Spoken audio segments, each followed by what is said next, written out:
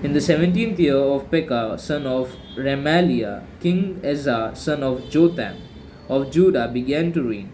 Ezra was 20 years old when he began to reign. He reigned 16 years in Jerusalem. He did not do what was right in the sight of the Lord, his God, as his ancestor David had done. But he walked in the way of the kings of Israel. He even made his son pass through fires, according to the abominable practice of the nations, whom the Lord drove out before the people of Israel. He sacrificed and made offering on the high places, on the hills, and under every green tree. Then King Rezin of Aram and King Pekah, son of Remaliah of Israel, came up to wage war on Jerusalem. They besieged Ezra, but could not conquer him. At that time, to the king of Edom recovered Elath of Edom, and drove the Judeans from Elath, and the Edomites came to Elath, where they live to this day. Ezra sent messengers to King Tiglath-Pileser of Assyria, saying, I am your servant and your son. Come up and rescue me from the hand of the king of Aram, and from the hand of king of Israel, who are attacking me. Ezra also took the silver and gold found in the house of the Lord and in the treasures of king's house, and sent a present to the king of Assyria. The king of Assyria listened to him. The king of Assyria marched up against Damascus and took it, carrying its people captive to kill. Then he killed in Rezin.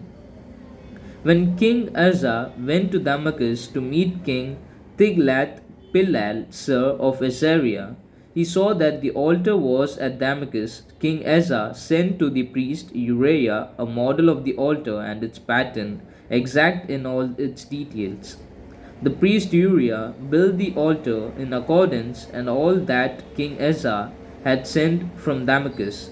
Just so did the priest Uriah build it before King Asa arrived from Damascus. When the king came from Damascus, the king viewed the altar. Then the king drew near to the altar, went up on it, and offered his burnt offering and his grain offering, poured his drink offering, and dashed the blood of his offering of well being against the altar.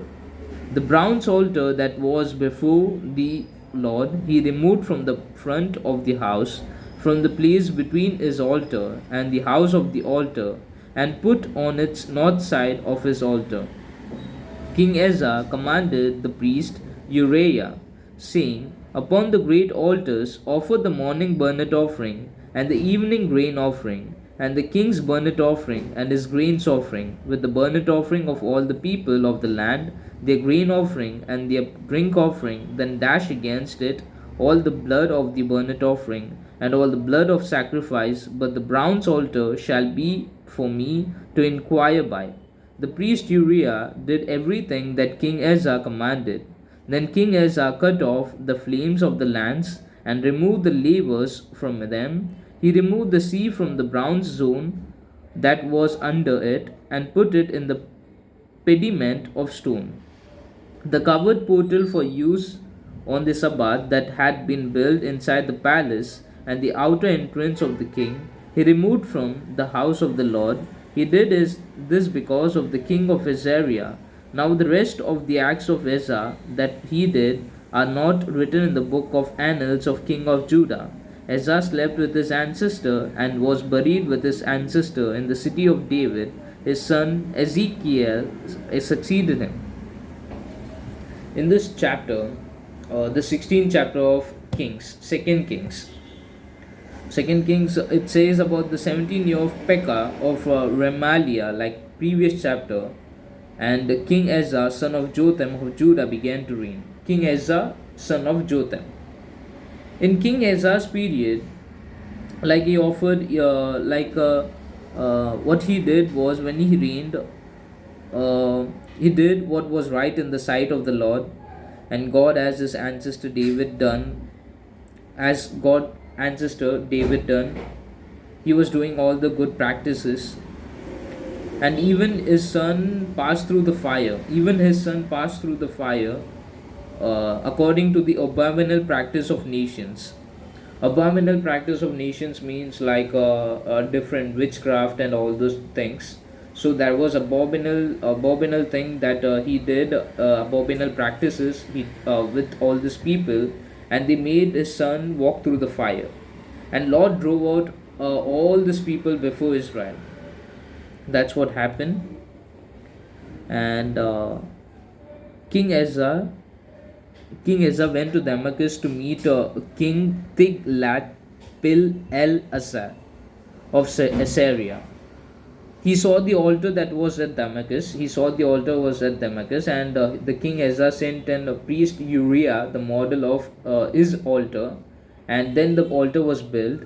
And then what happened was, in that altar he viewed the altar. The king viewed the altar. King Ezra viewed the altar, and he did all those burnt offering, grain offering before all of it. And he said, "Pour out the blood after the offering." And all the people's offering were done before the altar, and that what it is written in this book, in this chapter. And King Ezra cut off the flames of his stands and removed his laver from them. He removed the sea from the bronze zone and that were under it, and put a pigmented stone and cover portal for use on the Sabbath.